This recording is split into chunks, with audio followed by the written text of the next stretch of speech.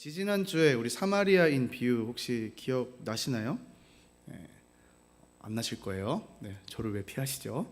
네, 사마리아인 비유 어떤 비유였어요? 우리는 늘 우리가 사마리아인이라고 생각을 하고 내가 도와줘야 될 사람을 찾았었죠. 근데 예수님께서 이 비유를 통하여서 뭐라고 얘기하셨는지 기억나시나요? 우리가 사마리아인이 아니라 누가 사마리아인이라고 했죠? 예수님이 사마리아인이라고 얘기하셨죠. 내가 사마리아인의 모습으로 이 땅에 와서 죄로 죽을 수밖에 없는 너희를 구원하러 온 메시아야라고 말씀해 준 비유였습니다. 그래서 우리가 내 이웃이 누군가를 찾기 전에 뭘 해야 돼요? 먼저 나의 이웃으로 찾아오신 예수 그리스도와의 관계가 먼저 회복되어야 한다라고 했습니다. 이 관계가 먼저 회복이 되어야 그 다음에 뭐래요? 그 다음에 우리는 우리의 이웃들을 찾아갈 수 있는 것이죠. 사랑하는 여러분, 이거 꼭 기억하셔야 됩니다. 하나님과의 관계가 먼저입니다. 기억하시겠죠? 네. 바라옵기는 오늘 이 예배 시간을 통하여서 예수님과의 관계가 회복되는 일들이 일어나는 시간이 되기를 소망합니다. 오늘 본문을 보면 오늘 본문에서는 한 사람이 등장을 합니다. 예수님께서 이 레위라고 하는 세리를 부르는 장면으로 이제 시작이 됩니다. 근데 오늘 이 본문을 좀 살펴보면은 이 레위를 바라보는 시선들이 그리 곱지 않은 것을 우리는 살펴볼 수 있습니다. 왜냐하면 이 레위라는 사람의 직업이 뭐냐면 세리라는 직업을 가지고 있었기 때문입니다. 이 당시 세리는요, 이스라엘 사람이지만 이 로마에 딱 붙어가지고 자기 동족들의 피를 빨아먹는 사람이었습니다. 그러니까 우리나라로 치면은 친일파 같은 느낌이죠. 이 사람들은 완전 친로마파였습니다. 이들은 로마에게 딱 붙어가지고 부당한 세금을 자기 마음대로 거두어 갔던 사람들이었습니다. 더군다나 오늘 레위는요, 우리가 잘 아는 삭개오 여러분 아시죠? 이 삭개오는요 세리장이었어요. 세리들 중에 대표였는데 오늘 이 주인공인 세리는요 그냥 일반 세리였다는 거예요. 일반 세리가 왜 여기서 특별하냐면 이 일반 세리는 임기가 있었어요. 임기가 얼마였냐면 딱 1년짜리 임기였습니다. 이 사람을 어떻게 뽑느냐면 당시 이 로마가요 세금 징수권이라고 해서 경매를 통하여서 이거를 팔았다고 합니다. 그러니까 이 이스라엘 사람들이 이 세금 징수권이라는 것을 쟁취하기 위해서 얼마나 많은 돈을 퍼부었는지를 우리가 짐작해 볼 수 있는 것이죠. 그러니까 여러분 이 세리가 됐잖아요. 세리가 된 사람 입장에서는 어떤 마음으로 1년 동안 이 직업을 감당했을까요? 내가 이만큼 냈으니까 그 이상으로 벌어들여야겠다. 내가 이만큼 투자했으니까 그 이상으로 내가 투자한 만큼 회수를 해야겠다라는 생각으로 어떻게 해요? 이 세리의 직업을 감당했다는 겁니다. 그러니까 이 사람이 자기가 투자한 만큼을 걷어들여야 되니까 이상한 항목들을 붙여가지고 온갖 것에 다 이 세금을 거둔다는 거예요. 어느 정도였냐면 인두세도 걷고요. 그 다음에 곡세라고 해서 곡물을 거둔 만큼 또 세를 또 거뒀고요. 또 도로세도 내야 됩니다. 도로세에다가 또 뭘 걷게 되냐면 수레세라는 게 또 있어요. 이 수레는 뭐냐면 이 도로를 이제 사용하는데 바퀴 수만큼 또 세금을 거뒀다고 합니다. 그러니까 좀 돈이 많은 사람들은 이제 바퀴 보통 수레가 4개잖아요. 4개를 끄는데 돈이 없는 사람들은 그 세금을 못 내기 때문에 바퀴를 2개짜리로 많이 썼다고 합니다. 이 외에도 어마어마한 이유로 착취를 하게 된 겁니다. 또 이 세리들이 욕을 먹는 이유 중에 또 하나가 뭐냐면 이들은요 고리대금업자였어요. 세금을 걷는데 세금을 못 내는 사람도 많았을 거 아니에요. 그 못 내는 사람에게 어떻게 해요? 일단 돈을 빌려주는 거예요. 돈을 빌려주고 난 다음에 뭐예요? 비싼 이자를 대금으로 받아내는 것이죠. 그러니까 피를 말리게 하는 거예요. 왜 돈 안 갚냐? 왜 돈 안 갚냐? 그래서 이 어떤 학자는요 이 세리를 보고 뭐라고 평가하냐면 세리는 오늘날의 조직폭력배와 같았다 라고 할 정도로 악랄했던 사람이 이 세리라는 사람이었습니다. 이처럼 그들은요 사회적인 암세포와 같았어요. 아무도 그들과 교제하거나 만나기를 원하지 않았다는 겁니다. 그런데 오늘 예수님께서 그런 자에게 찾아가셔서 콜링을 하신다는 거예요. 27절을 보실까요? 그 후에 예수께서 나가사 레위라고 하는 세리가 세간에 앉아 있는 것을 보시고 나를 따르라 하시니. 근데 여러분 신기한 게 뭐냐면요 예수님의 그 콜링에 레위가 어떻게 반응했는지가 참 신기합니다. 28절 다시 더 보실까요? 28절에 그가 모든 것을 버리고 일어나 따르니라. 이 세리가 그 예수님의 콜링을 듣고 뭐라고 하냐면 고민 1도 없이 모든 것을 버리고 예수님을 따랐다고 하는 거예요. 여러분, 이 장면이 이해가 되시나요? 예수님께서 그렇게 수많은 유대인들 앞에서 말씀을 해도 못 알아듣는 사람이 태반이었는데, 이 유대인들이 인간 취급도 하지 않는 이 세리는요, 단 한 번의 예수님의 콜링에 모든 것을 버리고 따랐다라고 기록을 하고 있더라는 겁니다. 여러분, 어떻게 이 레위가 예수님의 이 콜링 한 번에 이렇게 바로 반응을 할 수 있었던 것일까요? 사실 이 레위의 상황은요, 성경에는 구체적으로 나와 있지는 않는데요, 대충 우리가 이 레위가 이렇게 행동한 데는 좀 짐작을 해볼 수 있습니다. 그리고 이 예수님의 부르심에 고민하지 않고 따라갔다는 것 자체가 사실은 고민하지 않은 것이 아니라 진작부터요, 이 레위는 자신의 인생에 대해서 고민을 많이 했던 것 같아요. 그 고민의 결과 예수님께서 너 나 따라와 라고 했을 때 지체하지 않고 예수님을 따라갔다는 것이죠. 그렇다면 여러분, 이 레위가 이 평상시에 어떤 고민을 하며 살았을까요? 잠시 이 레위의 입장에서 그의 인생을 좀 상상해 보았으면 좋겠습니다. 여러분, 사실 이 레위가 처한 현실은요, 이 로마 식민 치하로서 먹고 사는 생존의 문제는요, 이 사람뿐만이 아니라 이스라엘 모두가 위협받고 있는 상황이었습니다. 그래서 이 레위는 고민을 하는 거죠. 내가 뭘 먹고 살아야 되지? 내가 돈벌이를 해야 되는데 어떤 돈벌이를 해야 되지? 그의 그 현실을 직시하고 어려운 현실을 받아들이고 살아들기 위해서 이 무엇보다 돈이 필요한데 이 돈을 벌기 위해서는 어떤 직업이 좋을까 고민을 하니까 이 돈을 많이 버는 직업인데 뭐예요? 세리였다는 겁니다. 세리를 하면서 내가 많은 돈을 벌어야겠다고 결심을 한 겁니다. 그래서 그는 세리가 되기 위해서 무단히 노력했고 끝끝내 이 세리가 될 수 있었다는 거죠. 그래서 이 레위는 세리가 되자마자 어떻게 해요? 돈을 벌기 위해서 이 선민으로서의 자부심과 민족과 양심까지 다 버렸습니다. 그는 돈을 벌기 위해서 남을 짓밟고 상처 주는 무정하고 무자비한 인간이 된 거예요. 그는 백성들에게 공갈 협박을 하면서 수단과 방법을 가리지 않고 악착같이 돈을 긁어 모았습니다. 그렇게 그는 부자가 된 거예요. 그에게는 부족한 것이 하나도 없었어요. 이러한 생활은 그에게 기쁨을 주었고요, 만족을 주었습니다. 문제는 그것이 오래가지 않더라는 거예요. 그것을 평생 누리며 살아가면 좋은데 그 기쁨과 만족은 아주 잠시뿐이었다는 거예요. 그의 생활은 마땅히 행복해야 했지만 행복은커녕 오히려 무서운 공허와 허무가 밀려오기 시작했다는 겁니다. 그는 돈만 있으면 행복의 여신이 그에게 미소를 보내리라고 생각했지만 착각이었다는 거예요. 무엇보다도 그를 가장 고통스럽게 한 것은 뭐였냐면 고독의 문제였습니다. 고독. 그에게는 마음의 고통을 함께 나눌 진실된 친구가 그 누구도 없었어요. 물론 사람들은 있었죠. 누구였어요? 자기와 같은 세리들 뿐이었다는 거예요. 쏟고 쏘기는. 고독은 그를 미치게 하였어요.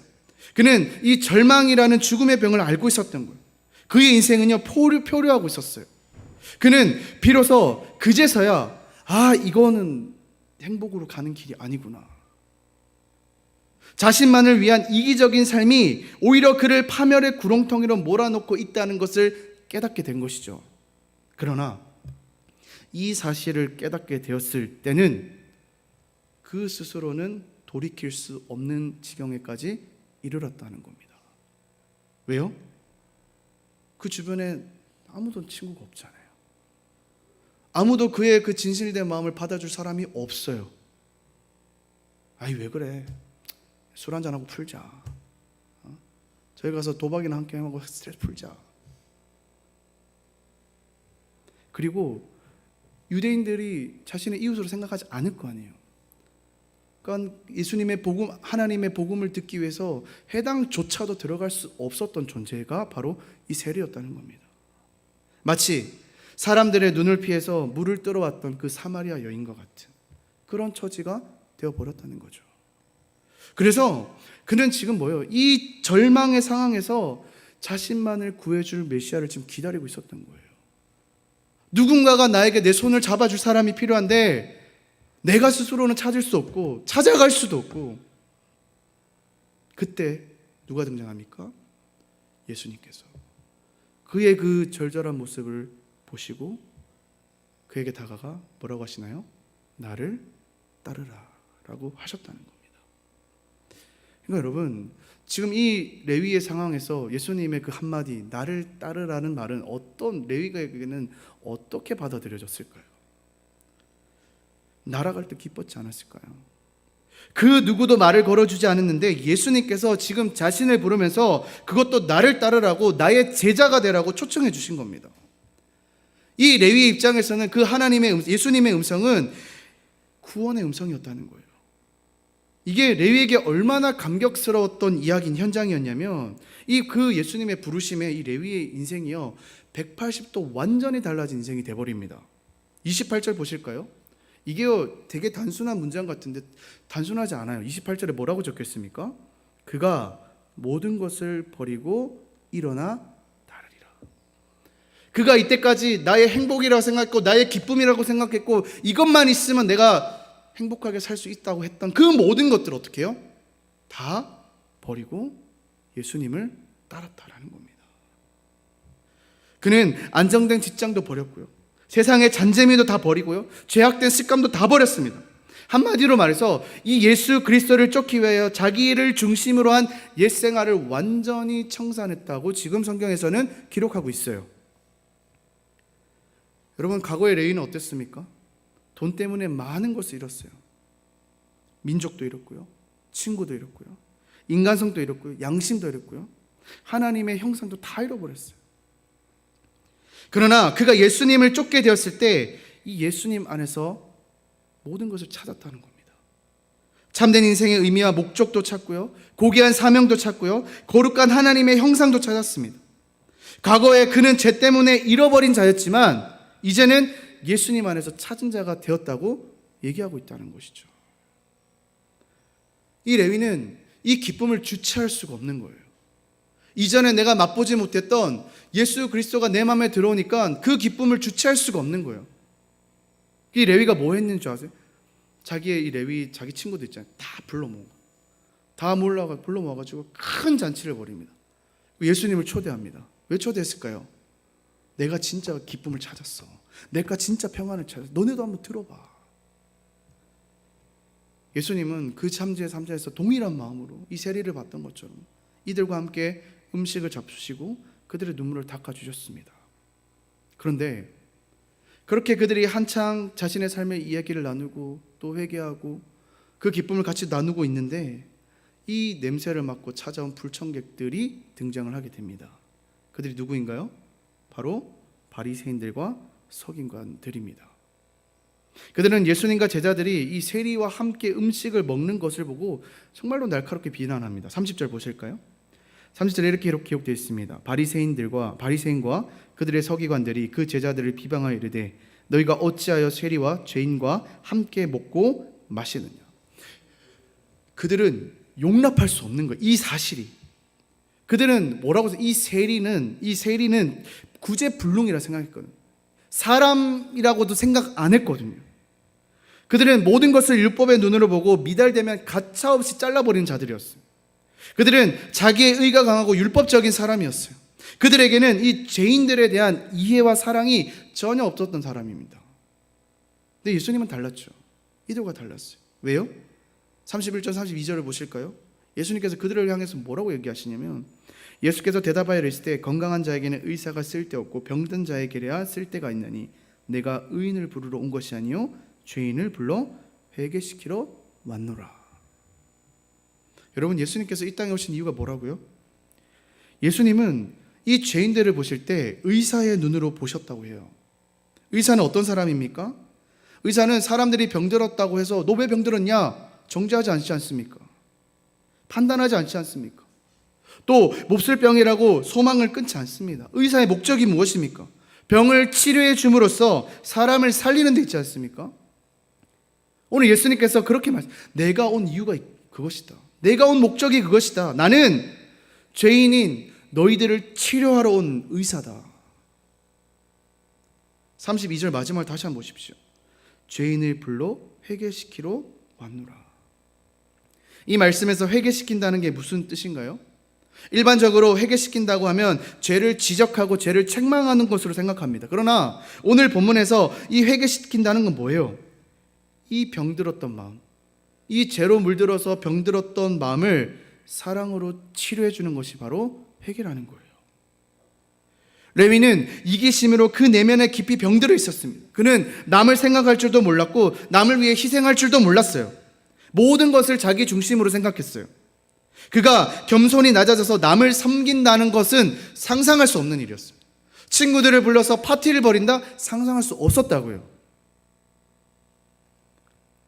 예수님께서는 그런 내면에 병든 그 모습을 보시고 그와 함께하여 주신 것입니다. 예수님께서 주셨던 이 사랑으로 말미암아 마침내 이 레위는 다시 살아날 수 있었다는 거예요. 그의 병든 내면이 치료가 된 것이라고요. 그는 악명 높은 세리 레위에서 우리가 잘 알고 있는 이 마태복음을 쓴 마태로 변하게 됩니다. 사람들에게 상처를 주고 부패의 근원이었던 그가 예수님을 만난 이후로부터는 세상의 빛과 소금이 된다는 거예요. 사랑하는 여러분, 우리도 마찬가지지 않습니까? 예수님은 우리에게도요 여전히 뭐라고 하죠? 나는 너희를 고치러 온 의사로 왔다. 세상에는 이 레위와 같은 겉은 멀쩡하지만 내면에 병든 사람들이 너무나도 많습니다. 어떤 사람들은 이 정욕으로 깊이 병들어서 늘 이 정욕적인 생각 때문에 시달리게 되고 정욕적인 행위로 자신을 더럽힙니다. 우리 인간은 하나님의 형상대로 지음을 받았기 때문에 거룩하고 순결하고 고귀한 삶을 살아야 되는데 이 정욕으로 인해서 짐승과 같이 추하고 더러운 인생을 살아가는 사람들이 너무나도 많습니다. 또 어떤 사람들은 어때요? 운명주의와 패배주의에 깃들어서 깊은 병이 걸려 있습니다. 도덕적이고 개척적이고 패배를 모르는 불사조와 같은 삶을 살아가야 될 청년임에도 불구하고 매사의 삶의 의욕을 잃고 소극적이고 무기력한 인생으로 살아가는 자들이 너무나도 많습니다. 또 어떤 사람들은 사람을 믿지 못해요. 이 불신의 병에 걸렸어요. 이 때문에 항상 사람을 경계하는 눈초리로 바라보고 서로 관계 맺기를 싫어하는 사람이 너무나 많아요. 또 어떤 사람은 자신을 자학하는 데 시간을 허비하는 사람들이 또 있다는 거예요. 그 많은 시간과 능력을 자신을 괴롭히는 데 쓰는 사람들. 근데 더 큰 문제는 뭔지 아세요? 이 내 내면에 병이 있는 줄도 모르고 내 속이 골마가는 줄도 모르고 내가 이 죄인으로서 더 깊은 죄를 짓는 것을 모르고 살아간다는 거예요. 그런 우리들에게 오늘 예수님께서 찾아오셔서 한마디 하시는 겁니다. 나를 따르라. 여러분, 이 예수님의 구속의 사랑은 우리의 이 병든 내면을 치료하는 놀라운 능력이 있습니다. 예수님은 병들어 쓸모없는 자를 치료하여서 쓸모 있는 자로 만들어주시는 위대한 영적 의사가 되십니다. 혹여라도 여러분들 가운데 이 세리와 같이 내면의 아픔을, 고통을 겪고 계신 분들 계십니까? 아니, 뭔가 지금 내가 살아가는데 브레이크가 걸려있고 문제가 있는 것 같긴 같은데 이게 무슨 문제인지 모르는 그런 청년들 있으십니까? 그렇다면 오늘 여러분들을 향한 나를 따라오라는 그 메시지에 귀 기울이시길 바랍니다. 그리고 여러분들 주님 앞에 그 여러분들의 아픔들을 내려놓으시길 바랍니다. 주님, 제가 병자입니다. 주님, 제가 아픈 자입니다. 주님, 제가 죄인입니다. 제 힘으로는 어떻게 이 세리와 같이 뭔가 변화는 필요하고 뭔가 시도는 해야겠는데 시도조차 할 수 없는 상황에 이르렀습니다. 주님, 내 마음을 만져주시고 고쳐주십시오. 주님 앞에 내려놓는 여러분들 되시기를 소망합니다. 그런데 문제는요, 이 상황을 지금 다 바리새인들이 보고 있잖아요. 근데 바리새인들이 계속 탐탁지 못해 하는 거예요. 이 말도 안 되는 지금 일들이 벌어지고 있으니까. 여러분 생각해 보십시오. 지금 그들 바리새인들 눈앞에 그들이 그렇게 정죄하고 죄인이고 인간 취급하지 않았던 이 세리가요, 세리 뿐만이 아니라 그 친구들도 제가 봤을 때는 성경에 기록되어 있지 않지만 그 중에서도 많은 변화들이 일어났다고 저는 생각을 합니다.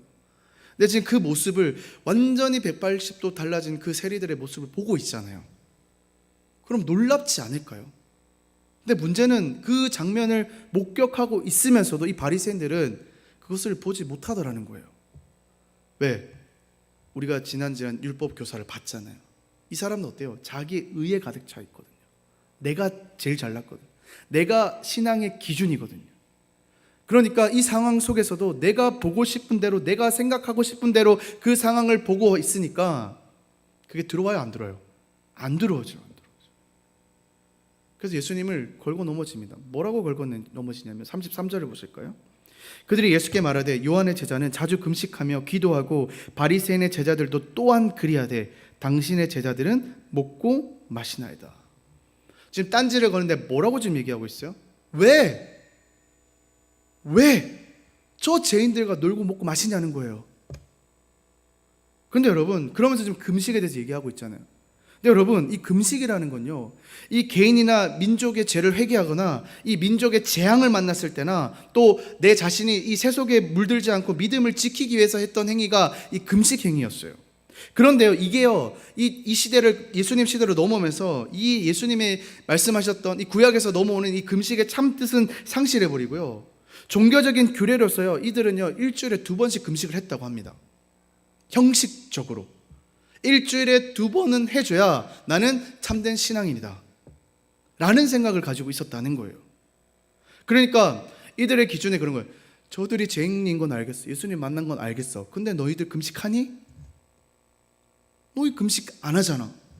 금식도 안 하면서 너희들이 회개했다고 말할 수 있어?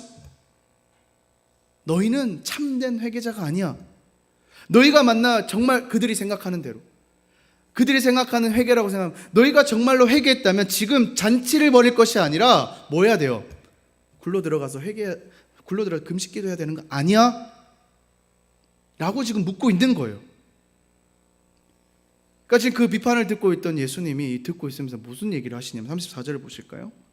예수께서 그들에게 이르시되 혼인집 손님들이 신랑과 함께 있을 때 너희가 그 손님으로 금식하게 할 수 있느냐. 혼인집 잔치 비유를 하시는데요, 여러분, 이 유대인의 혼인잔치는 보통 일주일 정도를 한다고 합니다. 베풀어줬다고 해요. 그래서 이 일주일 동안의 잔치는 기쁨과 즐거움 가운데 굉장히 요란하고 화려하게 치러졌다고 합니다. 근데 어쩌다 보면은 이 결혼식 날짜를 잘못 잡으면 이 금식의 날짜가 걸릴 때도 있잖아요. 근데 이 결혼식 때만큼은 이 금식이 날짜가 걸려도 하지 않는다고 합니다. 그래서 모든 결혼식이 끝나고 난 다음에 어떻게 해요? 이후에 금식을 했다라고 합니다. 그러니까 이 금식이라는 것은요, 뭔가 강제적으로 결혼식 하고 있는데 갑자기 저 금식하러 가야 됩니다, 전체 금식하러 갈 수 없잖아요. 그러니까 이 금식이라는 건 강제적으로 어떤 형식적인 절차에 의해서 행해지는 것이 아니라는 거예요. 그러니까 예수님께서 이 얘기를 하시면서 뭐라고 얘기하는 거예요? 야, 너희들도 혼인잔치 할 때 그러지 않느냐. 지금 너희가 기다리고 있던 메시아 나 예수가 와서 그 너희들이 죄인이라고 하고 인간 취급하지 않는 그들이 회개하고 그런 역사들이 이루어지고 있는데, 그리고 예수께서 오셔서 자비로운 사역을 베풀고 생명과 축복의 말씀을 선포하고 있는데, 지금이 무슨 시기예요? 지금은 금식할 때가 아니라 뭐예요? 이 결혼식과 같이 잔치할 때가 아니냐. 지금 이 죄인들이 돌아와서 기뻐서 잔치를 하고 있는데 무엇이 잘못된 것이냐. 마치 지난 우리 사마리아인의 비유같이 죽어가는 사람을 뻔히 보고 지나갔던 제사장과 레위인과 같이, 진짜 하나님을 사랑하는 사람이라면 그 제사장과 레위인이 뭐 해야 돼요? 그를 구했어야 되잖아요. 여러분, 오히려 금식은 언제 해야 됩니까? 신랑 대신 예수님 빼앗길 때 해야 되지 않습니까? 또한 영적으로 우리 마음에 예수님을 모시지 않고 기쁨 없이 형식적인 신앙생활만 하고 있을 때 해야 되는 것이 금식기도 아닙니까? 너희는 잔치할 때와 금식할 때를 지금 구별하지 못하느냐. 예수님께서 이렇게 얘기하시면서 이왕 말한 거 좀 날카롭게 비판하려고 조금 더 얘기를 하시는데 2가지 비유를 말씀해 주세요.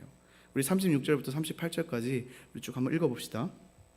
또 비유하여 이르시되 내 새 옷에서 한 조각을 찢어 낡은 옷에 붙이는 자가 없나니 만일 그렇게 하면 새 옷을 찢을 뿐이요 또 새 옷에서 찢은 조각이 낡은 것에 어울리지 아니하리라. 새 포도주를 낡은 가죽 부대에 넣는 자가 없나니 만일 그렇게 하면 새 포도주가 부대를 터뜨려 포도주가 쏟아지고 부대도 못 쓰게 되리라. 새 포도주는 새 부대에 넣어야 할 것이니라. 두 가지 비유를 드는데 첫 번째 비유는 뭐냐면 여러분 어떤 한 사람이 파티에 가게 된 겁니다. 그 사람에게는 두 가지 종류의 옷이 있었어요. 한 가지는 그가 그냥 평소에 즐겨 입었던 아주 편한 좀 낡은 옷이었습니다. 좀 구멍도 좀 나 있고요. 색도 좀 살짝 누렇게 변색된 옷입니다. 그리고 또 한 가지 옷이 있었는데 그 한 가지 옷은 좀 잘 입지는 않았지만 정말 새 것 같은 옷이 있었어요. 그래서 잘 입지 않았기 때문에 좀 이제 불편한 감이 없지 않은 것이죠. 그래도 여러분 이 파티니까 여러분들은 뭐 어떤 옷을 입겠어요? 새 옷을 입겠죠. 근데 이 사람은 이 새 옷을 입어봤더니 너무 불편한 거예요. 그래서 안 되겠다, 이 옷 벗고 그가 편하게 입었던 그 헌옷을 입는데 이제 막 구멍이 막 뚫려 있잖아요. 그래서 이거 어떻게 했냐면 새 옷에 있는 천을 찢어가지고 거기 덧댄 거예요. 이렇게 구멍 난 데를. 그리고 지금 입고 간 거예요. 그럼 이보다 멍청한 짓이 어디 있어요? 그냥 새 옷은 새 옷대로 버리게 되잖아요. 잘랐으니까. 그 헌옷도 여러분 상태를 보세요. 이 색깔이 맞겠어요? 이상하지 않겠어요? 여러분 이럴 때 가장 합당한 방법이 뭐예요? 그냥 불편하더라도 새 옷을 입고 가면 되는 거잖아요. 그런데 새 옷이 불편하니까 굳이 그렇게 입고 가더라는 거예요. 여러분 예수님께서 이 비유를 왜 하셨던 것일까요? 누구한테 지금 그 얘기를 하는 거예요? 지금 늑달같이 쫓아와가지고 지금 따지고 있는 저 바리새인들 뭐 얘기하는 거예요? 말이 안 맞잖아요. 예수님께서 죄인을 회개하러 오셨고 그 죄인들을 회개해서 기쁨으로 지금 잔치를 벌이고 있는데 왜 잔치합니까? 지금은 금식해야 될 때입니다. 거부하고 거절하는 거예요. 두 번째 비유도 한번 보실까요? 두 번째 비유는요, 포도주 비유예요. 그 당시에는 포도주는 이 양이나 이 염소의 이 목을 이제 찢어가지고 이제 만든 거라고 합니다. 가죽 부대에다가 담아서 이제 갖고 다녔는데 이 포도주가 이제 가죽 부대에 들어가면 이게 발효가 되잖아요. 그럼 이게 늘어나기 때문에 이게 가죽들이 쭉쭉 이제 늘어나게 된다고 합니다. 근데 이제 오늘 비유를 보면은 이 새 포도주를 담아야 되는데 이제 새 부대에 담아야 되는데 이 새 포도주를 낡은 그냥 그 부대에다가 담게 되더라는 겁니다. 그럼 여러분 이 새 포도주가 또 그 안에서 발효가 될 거 아니에요? 안 그래도 늘어나 있는데 이 새 포도주가 또 발효되면 어떻게 될까요? 더 늘어나게 되고 그 포도주 가죽이 어떻게 해요? 다 찢어져 버리더라는 거예요. 그렇기 때문에 이 새 포도주는 어디에다 담아야 될까요? 새로 만든 그 부대에다가 담아야 된다는 거. 그게 합당한 거라는 것이죠. 오늘 이 두 가지 비유를 통해서 예수님이 여러분 이 새 옷과 새 포도주를 예수님이 뭘 말씀하시는 걸까요? 새 옷과 새 포도주. 바로 예수님을 얘기하는 거예요. 예수님께서 열어놓으신 새로운 복음적인 삶과 구원의 감격을 얘기하고 있는 거예요. 오늘 이 죄 용서의 초대로 식탁 교제 가운데 있는 그 기쁨을 얘기하는 것이죠. 이에 반해서 헌옷과 가죽 부대는 뭘 얘기하는 거예요? 이 바리새인들이 가지고 있었던 옛 습관, 사고방식, 그들이 죽어라 믿었던 율법, 이를테면 아까 보았잖아요. 자기 의를 위해서 했던 금식과 같은 거죠. 그러니까 이 옛 습관, 특히 자기의 의를 위한 삶의 방식으로는 예수님께서 진짜로 가지고 오신 새로운 복음적인 삶을 담아낼 수도 없고요. 담아내더라도 어떻게 돼요? 다 뜯어져가지고 쏟아져 버린다는 거예요. 담지를 못한다는 거예요. 즉 우리가 예수 그리스도라는 복음을 받아들이기 위해서는 어떻게 해야 돼요? 오늘 저 레위와 같이 자신의 모든 삶의 방식과 관심을 뒤로하고 새로운 삶, 예수님께서 제시하고 있는 새로운 방향으로 갈 수 있어야 된다는 겁니다. 예수님만을 온전히 받아들여야 된다는 거예요. 하지만 많은 사람들은 이 묵은 포도주를 마시고 묻은 것이 좋다고 얘기하더라는 거예요. 39절 보세요. 뭐라고 합니까? 묵은 포도주를 마시고 새 것을 원하는 자가 없나니 이는 묵은 것이 좋다 함이라. 저는 마셔본 적은 없지만 이 잘 묵힌 포도주가 더 맛이 깊고 맛있다고 하더라고요. 그러니까 뭐예요? 바꾸기가 싫은 거예요. 저 바리새인들과 같이 우리는 신앙생활 너무너무 잘하고 있어. 착각하는 거예요. 내가 문제가 아니라 지금 저들이 문제라는 거예요. 사랑하는 성도 여러분, 사랑하는 여러분, 이 신앙생활에서 가장 위험한 것이 뭔지 아십니까? 바로 굳어버리는 겁니다. 그 자리에 정체하는 것입니다. 굳어버리게 되면 더 이상 배우려고 하지 않고요, 성장이 멈추게 됩니다. 흔히 많은 사람들이요, 이제는 복음은 뒤떨어진 것이야, 그래서 시대에 맞게 변형되어야 돼 라고 얘기합니다. 그러나 여러분, 이 복음이 변형되어야 되는 것이 아니라요, 복음을 받아들일 우리의 그릇, 뭐예요? 우리가 회개하고 우리를 개혁하고 우리의 모임을 개혁하고 사회 개혁을 하면서 변형이 되어야 된다는 거예요. 새 부대가 될 때 새 포도주 대신 예수님을 모시는 그 기쁨이 넘치지 않는 거예요. 제가 가끔 이 리더 모임이랑 할 때 좀 우스갯소리로 하는 얘기가 있는데, 저는 여러분들이 제가 세역하는 마인드가 어떤 마인드라면, 나중에 여러분들이 이제 결혼도 하실 거고 이제 이 교회에 계속 계실 거지 않습니까? 그래서 저는 여러분들이 좀 좋은 장로님, 좋은 권사님, 좋은 집사님이 되기를 바라는 마음으로 사역을 합니다. 그러면 여러분, 좋은 장로님, 좋은 집사님, 좋은 권사님은 뭘 말하는 걸까요? 그냥 옛날에 어른들이 이렇게 했으니까 똑같이 그것을 답습하는 것이 좋을 걸까요? 물론 좋은 전통이면 우리가 배워야겠죠. 근데 오늘 말씀을 통해 뭐냐면, 우리는 끊임없이 개혁해야 된다는 거예요. 변화를 해야 된다는 거예요. 계속 몸부림을 쳐야 된다는 거예요. 저도 늘 이 예배를 함에 있어서 늘 고민이 뭐냐면, 어떤 고민은 이 예배를 어떻게 변화를 줄 수 있을까? 근데 여러분, 오해를 하시면 안 되는 게, 이 예배를 어떻게 막 뜯어 고치겠다는 게 아니라, 어떻게 하면 저와 여러분들이 매주 드리는 이 예배 속에서 하나님만을 보게 할 수 있을까?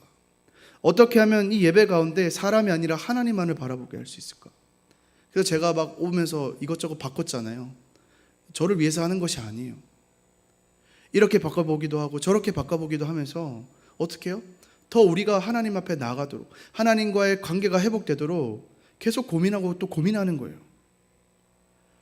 여러분, 우리의 신앙생활은 어떠세요? 여러분들의 신앙은 계속해서 개혁되어 가고 있고 계속해서 하나님 앞에 나가려고 노력합니까? 여러분은 계속해서 멈추지 않고 하나님 앞에 몸부림치며 살아가고 계십니까? 우리의 신앙도요, 늘 개혁되어야 합니다. 끊임없이 고민해야 됩니다. 오늘 보셨잖아요. 예수님은 지금 이 순간도요, 레위를 바라보셨던 그 눈빛으로 여러분들을 바라보고 계시다니까요. 그런데 문제는 우리의 신앙이 저 바리새인들처럼 변화할 생각이 없는 거예요. 복음을 받아들일 생각이 없는 거예요. 지금도 잘하고 있어요, 목사님. 지금도 열심히 교사 생활하고 있고요. 지금 리더도 하고 있고요. 찬양팀으로도 섬기고 있고요. 다 차지하고 저 청년부 예배 시간 잘 나오고 있잖아요. 지금 너무너무 지금 잘하고 있어요. 그러면서 하는 말이, 우리는 오래 묵힌 저 포도주가 좋습니다. 그러니까 예수님이 얼마나 답답하시겠어요. 예수님의 복음이 들어가면요, 오늘 이 레위가 바뀐 거 보세요. 예수님이 그저 어떻게 해요? 나를 따라오라는 그 메시지 한마디에 이 레위인이 180도 바뀐 걸 보았잖아요. 이게 복음의 능력이거든요. 예수님께서 여러분들을 위해서 준비하신 그 복음이 여러분 마음 가운데 탁 들어가기만 하면은 여러분들이 의지하지 않아도 바뀌는 것이 삶이거든요. 저는 여러분들이 정말 몸부림치는 신앙인이 되었으면 좋겠습니다. 그저 그것에 멈추지 말고 안주하지 마시고 계속해서 고민하셨으면 좋겠습니다. 일을 잘하는 거 중요하지 않아요. 물론 일을 잘해야겠지만 내 안에, 우리 사마리아인 비유도 봤잖아요. 예수 그리스도가 없으면요, 모든 것이 헛방입니다. 정말 안타까운 것이, 교회에 나와 있는데 교회에 분명히 있어요. 근데 그 문을 닫고 있는 사람들, 그 눈과 귀와 마음을 닫고 있는 사람들을 보면 너무너무 안타깝습니다. 사랑하는 여러분, 정말 매주마다 하나님께서는 여러분들을 위해서 맛있는 밥상을 차리고 계십니다. 그 밥상 편식하지 마시고 맛있게 골고루 먹는 여러분들이 되셨으면 좋겠습니다.